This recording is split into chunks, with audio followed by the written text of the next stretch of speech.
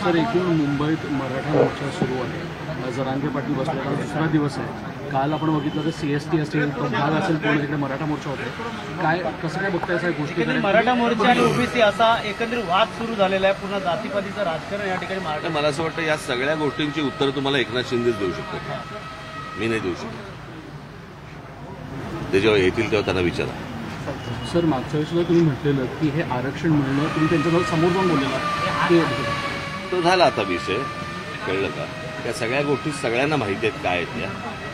मला असं वाटतं याच्यावरचं उत्तर तुम्हाला जे मिळेल ते एकनाथ शिंदेच देऊ शकतील. मुंबईकरांना मोठा त्रास होतोय. CST स्टेशन असेल, या बसेस असेल, सर्वच लोक अडकलेले आहेत. त्याचा फटका जो आहे तो आरक्षणाचा. मी पुन्हा माझ्याकडे ह्याचं एकच उत्तर आहे की जेव्हा एकनाथ शिंदे येतील त्यांना विचारा की मुंबईकरांना खूप त्रास होतोय.